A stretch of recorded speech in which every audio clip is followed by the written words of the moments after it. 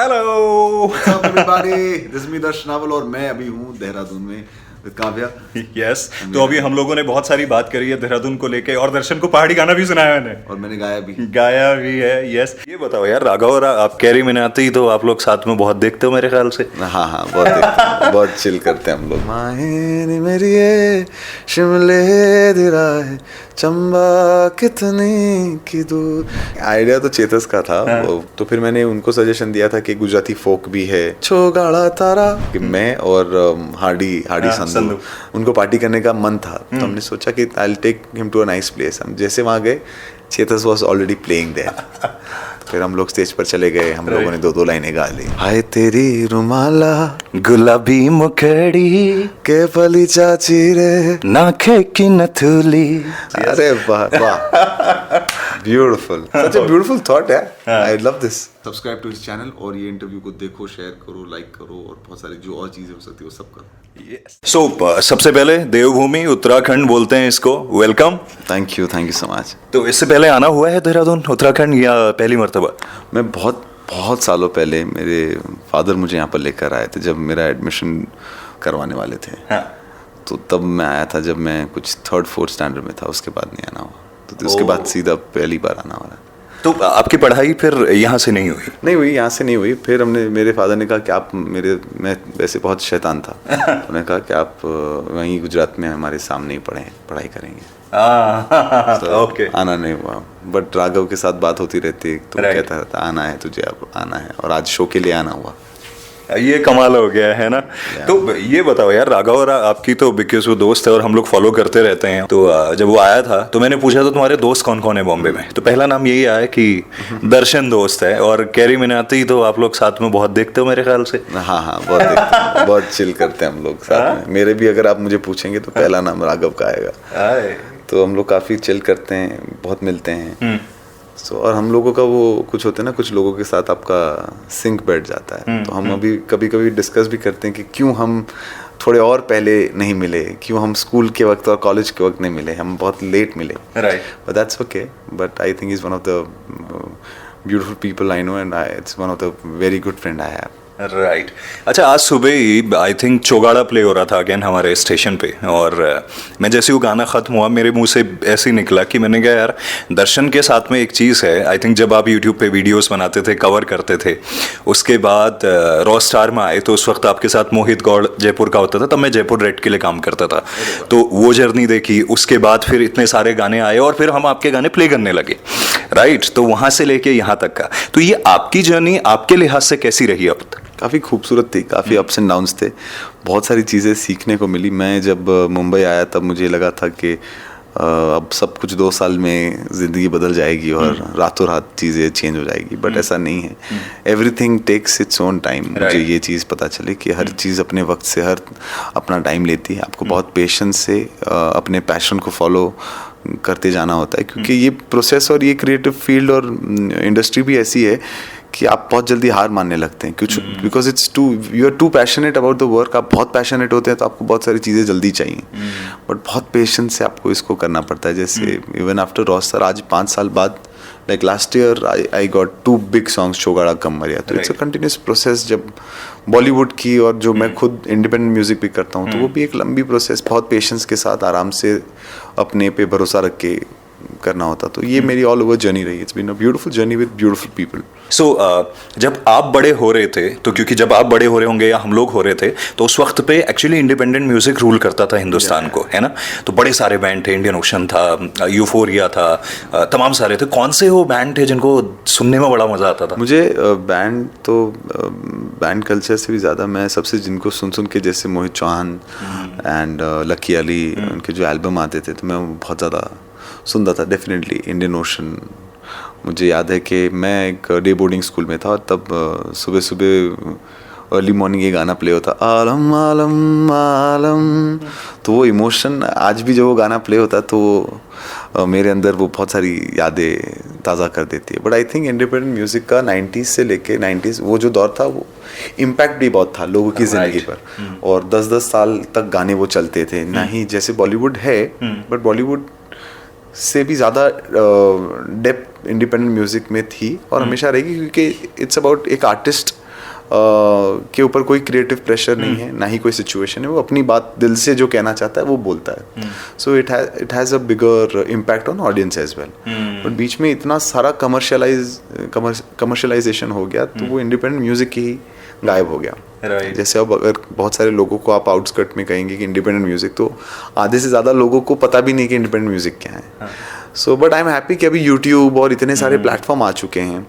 सो वो चीज़ फिर से रिवाइव हो रही है और बड़े स्केल पर अब हो रही है. तो मैं तो हमेशा से I believe in independent music, तो मैं करता आया हूँ. सो आई एम हैप्पी दैट अब मेरे जैसे बहुत सारे आर्टिस्ट हैं उनको भी अपॉर्चुनिटी मिलेगी जो सिर्फ बॉलीवुड के ऊपर डिपेंडेंट नहीं है, जो अपने गाने खुद लिखते हैं, बनाते हैं, गाते हैं. So it's a big thing. तो अब हर कोई भी छोटे शहर से कोई भी अब आगे आ सकता है अगर उसके पास वो पैशन है, वो म्यूजिक करना चाहता है. तो वो अगर वो गाना बना के यूट्यूब पर डालेगा तो लोग शायद पसंद करेंगे. एंड यू नेवर नो, कल उठ के वो स्टार बन रहा है या वो स्टेज पर जा रहा है, वो परफॉर्म कर रहा है. So that's the best thing that has happened through independent music. Right. And I think उसमें पूरा हिंदुस्तान दिखता था, you know, इंडिपेंडेंट म्यूजिक में. क्योंकि अगर पलाश दादा हैं तो वो कुछ बंगाल का अपना इन्फ्लुएंस डाल रहे हैं, you know, मोहित चौहान है तो हिमाचल का आ रहा है. So चेतस के साथ चौगाड़ा आपने जो किया, ये आइडिया चेतस का था या आपने बोला कि अपन करते हैं भाई चौगाड़ा? नहीं, आइडिया तो चेतस का था. क्या हुआ था, चेतस को मैं बहुत टाइम पहले मिला था, ऐसे हाई हेलो हुआ था. ही इज ऑल्सो गुजराती, तो फ्लाइट में ही मुलाकात हुई थी हमारी. उसके बाद नंबर एक्सचेंज किए तो हमने कहा था कि विल कैच अप, कुछ हुआ तो मिलेंगे. उसके 6-7 महीने बाद he gives me a call, कह रहे वेयर आर यू. मैंने कहा मैं घर पे हूँ. तो बोले अगर फ्री है तो स्टूडियो आ जा, मेरा यहीं पास में जुहू में स्टूडियो है, तो तू आ जा, देख गाना है. So we think that you will do, तू बेस्ट करेगा उसको. मैं कहा ठीक है. I went to the studio. तो वो मेलोडी उस वक्त बना रहे थे और मैंने कहा यार ये मेलोडी बहुत अच्छी है, चलो कुछ इस पर लेट्स स्टार्ट डूइंग समथिंग.